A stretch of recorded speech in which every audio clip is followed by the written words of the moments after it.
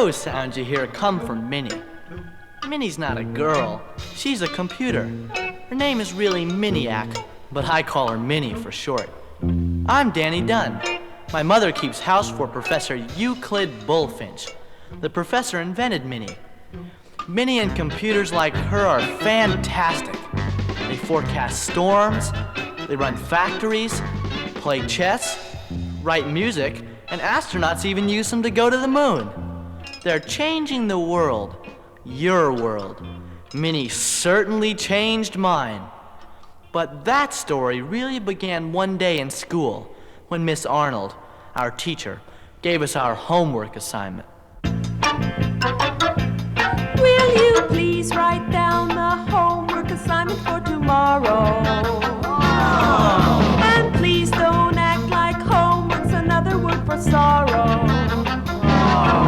Problems 1 through 7 on page 111 in your arithmetic book. Homework, homework, down with homework, it's unkind and cruel. Homework, homework, why have homework? Don't we do enough in school? Pay attention, please, and copy down tomorrow's homework. It's positively guaranteed to make your dome work. Section 2, page 80, on Peru and Haiti, in your social studies book. Homework, homework, how long must we wait until we're rid of homework? Who invented homework? Bet he never was a kid.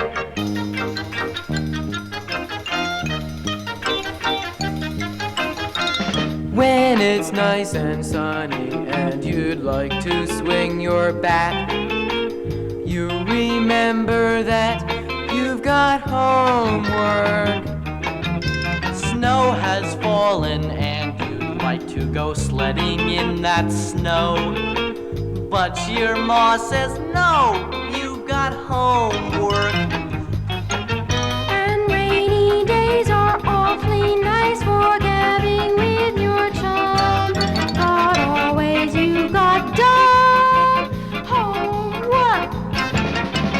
No matter what the weather or what it is you'd like to do, you've got homework.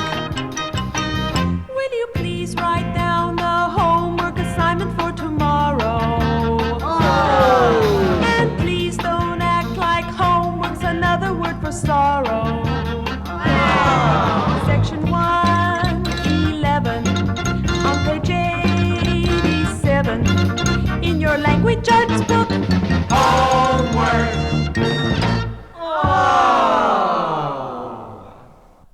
It was a lot of homework, but I wasn't worried. You see, I had my new invention. Then Eddie Phillips went and snitched. Miss Arnold, Danny Dunn has this piece of wood with 2 pens attached to it, so he and Joe can write 2 homework papers at the same time. Miss Arnold made me promise not to use it for homework. Boy, that Eddie Phillips.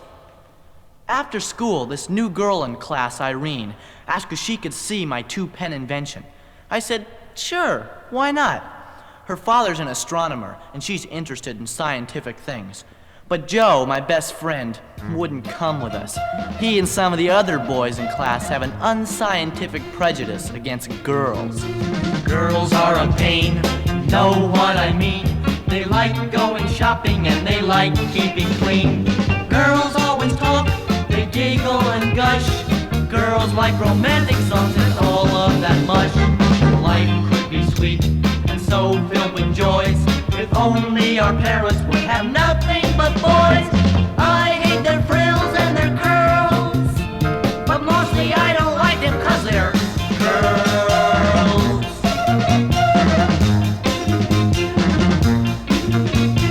Girls are a pain, girls aren't fun. They can't bat a baseball and they muscles are few, and girls Girls make you blush if they should know more than you. Girls act polite, but then in the end, girls always come between a guy and his friend. We here maintain, we and our brothers, all girls are a pain, except for our mothers. Mothers are pearls, but down with girls.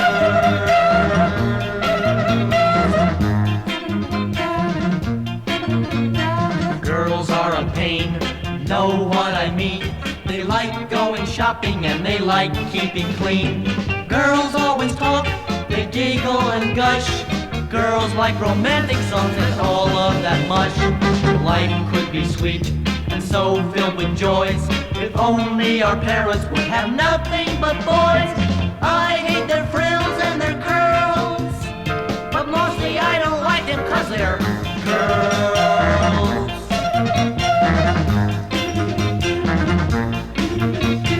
Girls are a pain, they have creepy names, they wear creepy hairdos and they play creepy games. Girls eat weird things like salad and fruit, they use all those icky words like darling and cute. Girls fuss with clothes until you can cuss, and when they're older all they fuss with is us. Some future day, so says my father, I'll think that they are worth all the bother. Till that day is due, I'm through with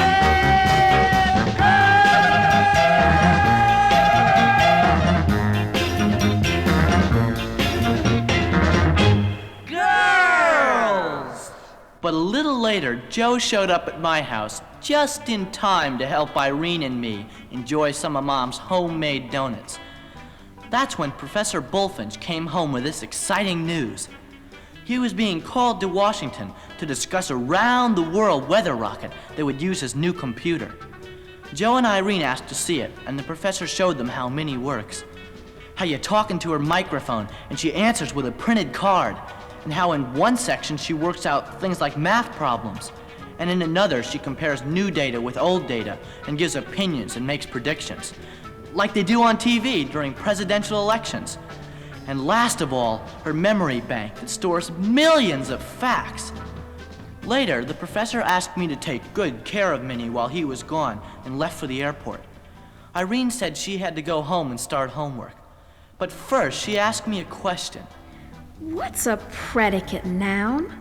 Oh, that's easy. A predicate noun is... Just a minute. Let me think a bit. A predicate noun is... Now I've got it! No, that isn't it. A common noun is a word like boy or girl or head or toe. And proper nouns are words like, for instance, Irene, Dad, and Joe. But a predicate noun is... Wait a sec, I've got it. What? It's a pain in the neck. Oh, what's a predicate noun? A predicate noun is something that I somehow just can't seem to place. I wouldn't know it even if it hit me in the face. A singular noun is one of a kind, like a man or a car or a bus. A collective noun is a class or a troop, or a team or a group like us. But a predicate noun nobody can say, and we probably use it every day. We might as well admit we don't know and quit. What's a predicate noun? We ended up asking Minnie.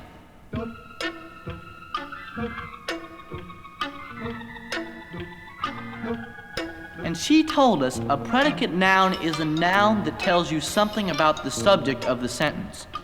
The example she gave was, you are a fool. Fool is the predicate noun. And that's when I got this idea.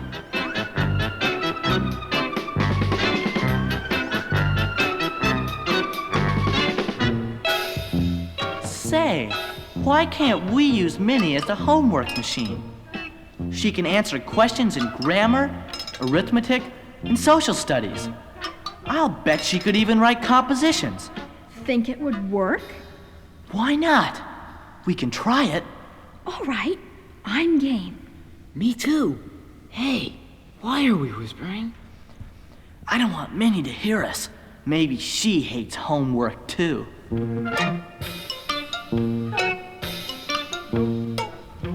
The very next day after school, the three of us started to feed all the data from our textbooks into Minnie.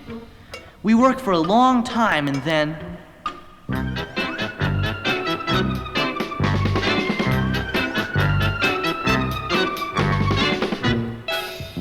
Phew, that was hard work. Sure, but that part of it is done for the whole term. Now Minnie knows everything in all our school books. And now we have to program tomorrow's homework assignment. I'll ask for the answer in triplicate. While I asked Minnie for our math homework, Irene and Joe relaxed. Homework machine, the homework machine. Minnie, you're a true blue pal. The homework machine, the homework machine. Minnie, you're a real cool gal. You work while we sit in the shade. We wish we met you in second grade.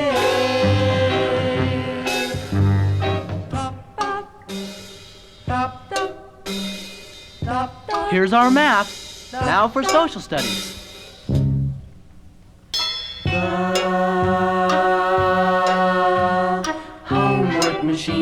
The homework machine. Never will we give it up. The homework machine, the homework machine. Now we'll really live it up. From Monday to Friday we'll play. Now that it's Saturday every day.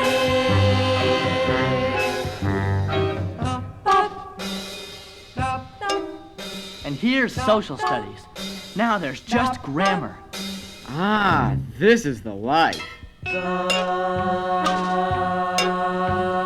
homework machine, the homework machine. In a word, we think you're neat. The homework machine, the homework machine. Even have the world book beat. Say you never come out and start. You're even better than soda pop.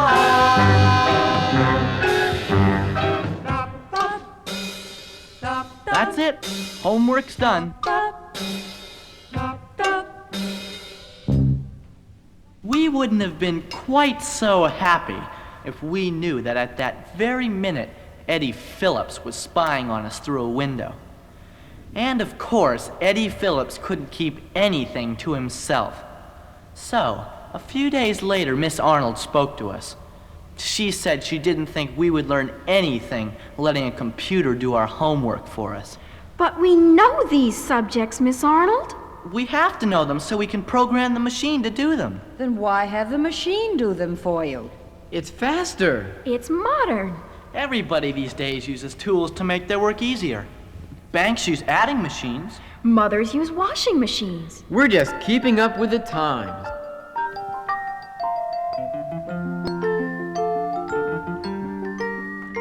Old-fashioned ideas are great for museums, but not for us kids with jet-propelled dreams. The old black slate and the feather quill pen and the messy inkwell are fit for cavemen. And a guy would be an awful jerk not to make his work easier by using the most modern, scientifically advanced ideas, like your typewriter or your adding machine. Know what I mean? Old-fashioned ideas are great for museums, but not for us kids with jet-propelled dreams. The old black slate and the feather quill pen and the messy inkwell are fit for cavemen. Computers shouldn't be a crime. They give you leisure time, help you do your work much speedier. Like an encyclopedia. Think of it, and you'll see it's another tool, one very nice labor-saving device. Old-fashioned ideas are great for museums, but not for us kids with jet-propelled dreams. The old black slate and the feather quill pen and the messy inkwell are fit for cavemen. But we're modern from our haircuts to our shoes, so please don't tell us that we have to use old-fashioned those